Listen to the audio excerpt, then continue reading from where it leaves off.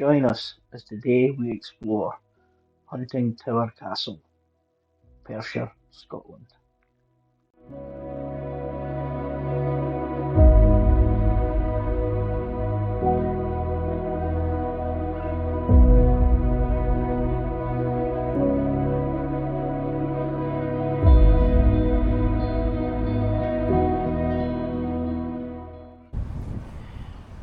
Huntingtower would originally be known as Ruthven Tower, or even Towers, because it was two separate towers, and it would eventually be joined much later.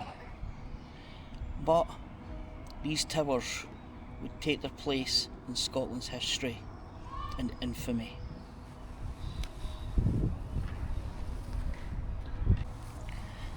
The two towers were built in this location round about the late 15th century. The reason for two towers is unknown, but it's believed that the Lord had two sons, and for this, two separate towers were built so they could each have their lordly status.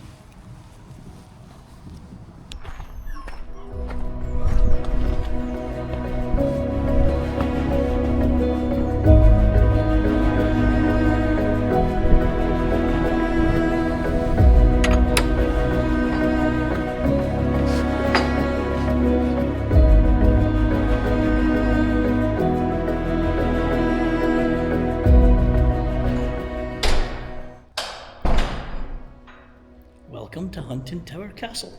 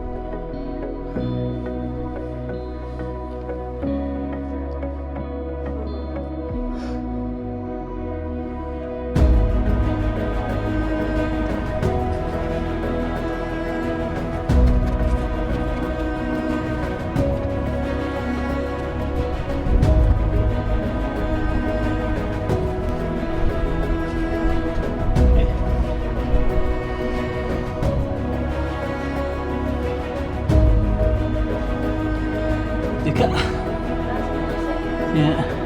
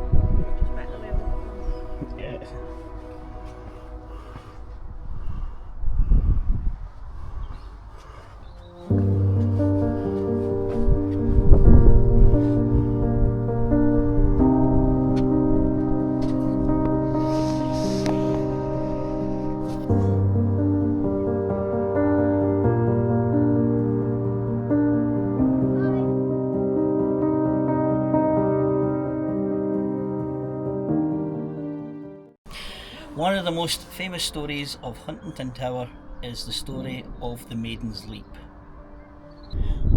Dorothea Ruthven was having a dalliance with a certain young man called John Weems of Pittencrieff. It was said that the young lady in question, before the towers were joined, had snuck across to her lover's chambers. But it's believed that another family member had told on the daughter, and the mother was going up the stairs to catch them in the act. The young lady, hearing the familiar footsteps of her mother, decided to take the leap from one tower to the other, crossing a gap and a drop of almost 60 feet. The young lady in question made it across to her own tower and managed to get back into her own bed before her mother could make her way into the other tower, come up the stairs to find her daughter, which she thought was asleep in her own bed. The mother duly apologised to the daughter for suspecting her of such a heinous thing for the period.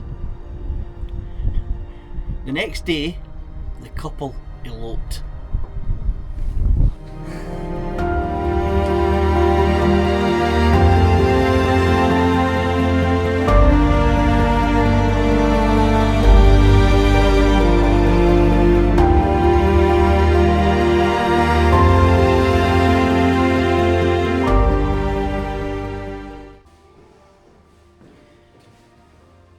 Patrick, third Lord Ruthven, and his son, William, who would later become the fourth Lord Ruthven, were main perpetrators in the Protestant Reformation. In fact, William would actually be one of the perpetrators believed to be responsible for killing Rizzio, Mary Queen of Scots' secretary and possible lover.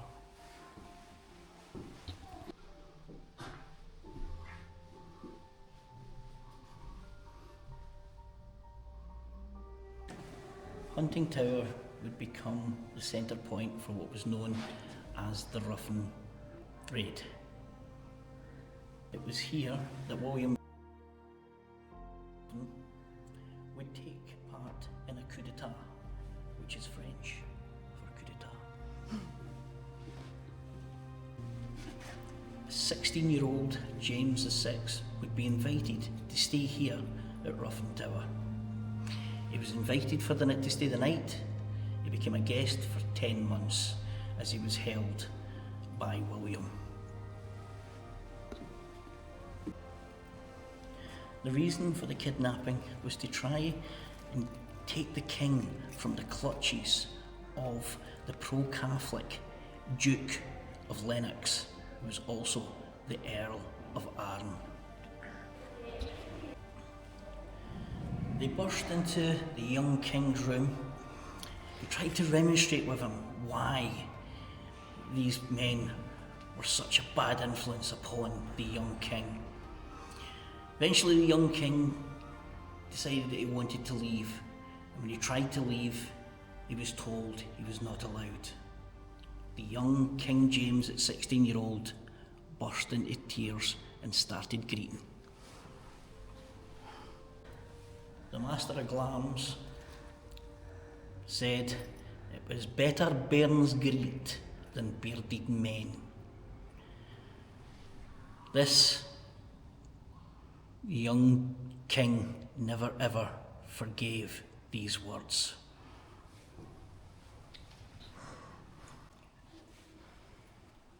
Gowrie held the king for 10 months.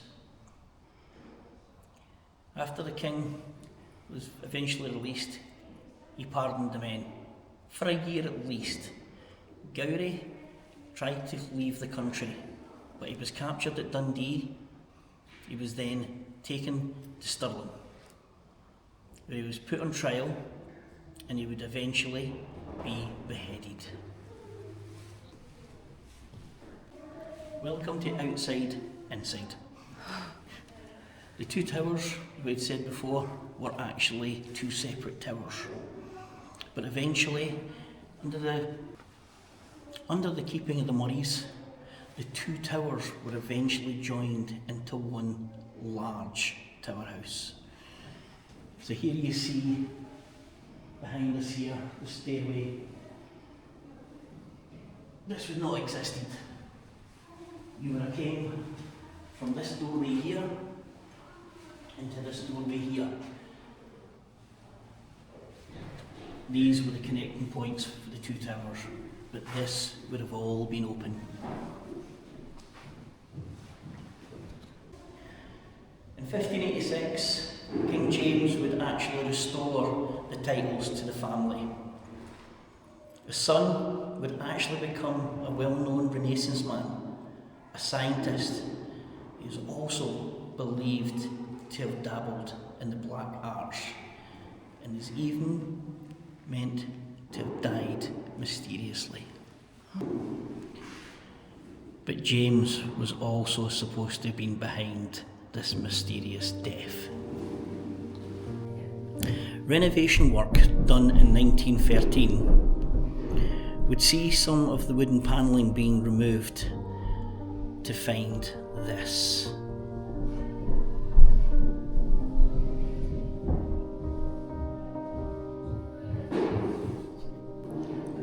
What was unveiled is the oldest example of tempera painted ceilings in Scotland.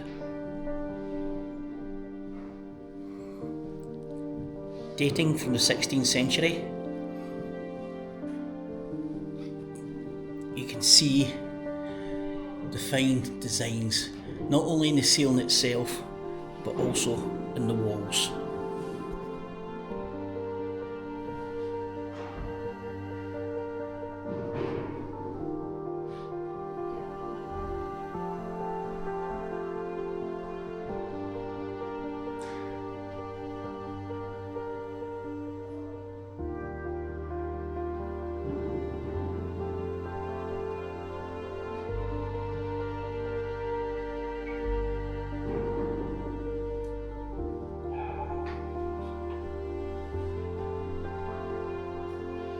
The Ruthven family were not finished with King James VI of Scotland.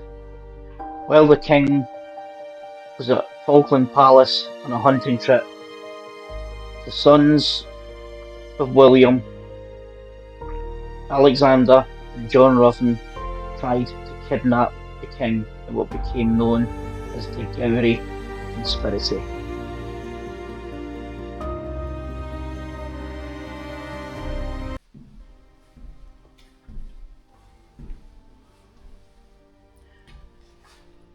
During the Gowrie Conspiracy, John and his brother Alexander were killed.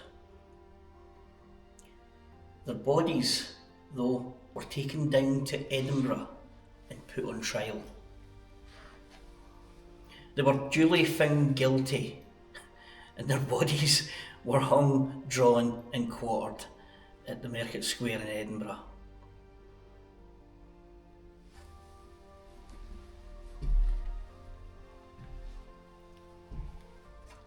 After the conspiracy, the name Ruthven was stripped of any sort of titles. The coat of arms were even removed from the Book of Arms of Scotland. The name completely abolished, and no member of the family could ever hold high office in Scotland again.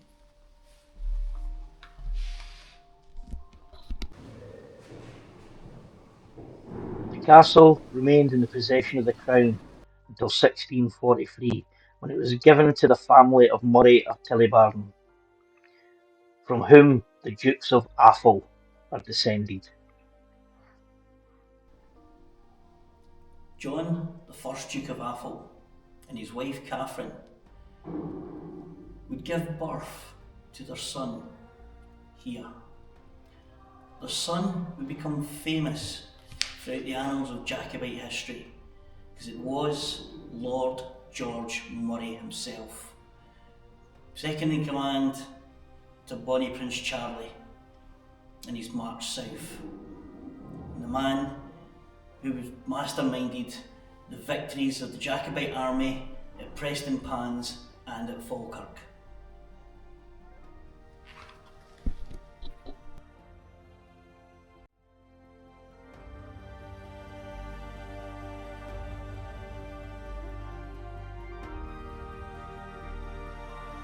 Thanks for joining us on our tour of Huntingtower Castle.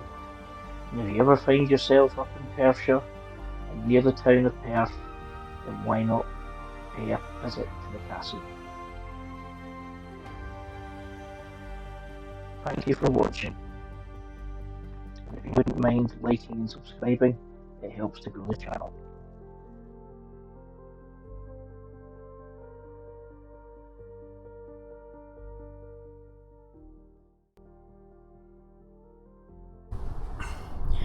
From a bit of personal history here, back in the days when we used to do stuff with the Albert Adventure Companies, Huntingtower was one of our favourite locations for doing ghost towers.